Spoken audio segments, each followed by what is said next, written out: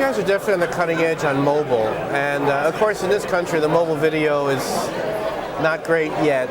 But tell us about innovations in mobile, what you're excited about, what you're implementing, and kind of where that might go. Sure. No, we're very excited about mobile. We're doing a lot of mobile, and we're seeing a tremendous uptake in users of our mobile site. We're seeing mobile page view growth at all of our properties going sky high, and so we're particularly interested in the relationship that mobile has to print. Believe it or not, if you think about the web and print have never really worked together from a user experience point of view. How many times are you at your computer reading printed material? Not very much. The web and TV work together really well. You sit with your laptop open watching TV. We think print and mobile may work together in the same way that the web and TV work together, because print is a mobile technology. You're out and about with your magazine, with your newspaper, and your mobile phone, increasingly a smartphone with a camera in it. So we are excited about the ways that print can become an executive digest of all this rich digital content that's available. So to give you a concrete example, you could send a text message to a code. You could be reading about the election last night, and maybe you have the absolute final results in front of you, maybe you don't. But if you have the near final results with a code that says, text this keyword to this address, you will get up to the minute information on this race. That kind of makes the whole experience consistent and lively and shows how print and mobile work together. The other area which touches on mobile video that we're interested in is two-dimensional barcodes, which use the camera phone as an input. By taking a picture of a 2D code, you can launch immediately on your mobile device a browser with rich content on it. So you could be reading a movie review and take a picture of a little code and instantly on your phone watch a trailer for that movie.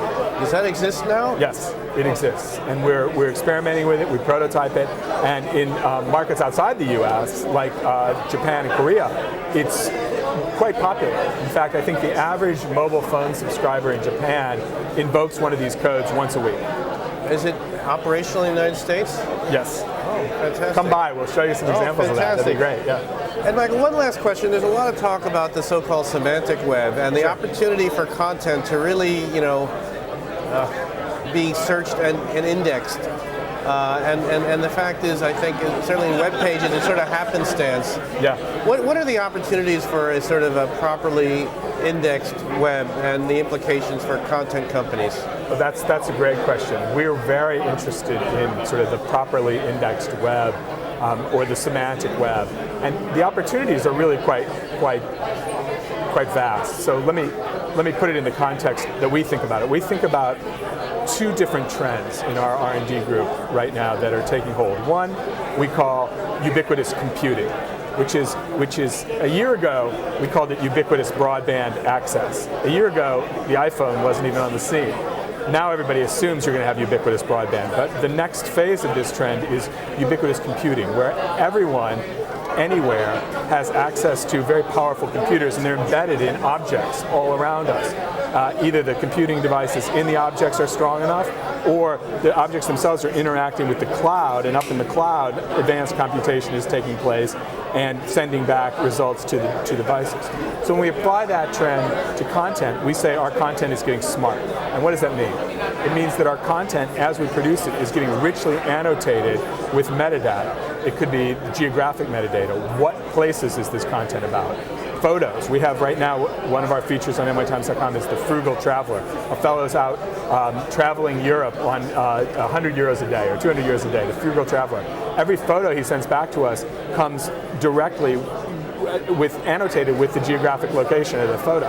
So that's one kind of annotation. There's annotations that will describe this is a calendar event. There's annotations that will describe this is a recipe, that this is what this content is about.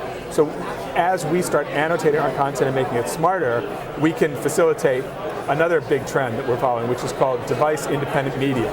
So no matter what kind of device you're using to get our content, we can deliver the right content in the right format. If it's a big screen, we'll say, aha, make that a video or an audio slideshow, because this is a long form moment.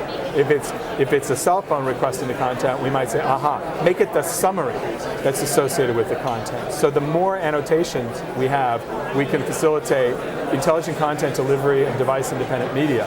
And the overarching theme to this is, as you said, the semantic web, where content knows what it's about.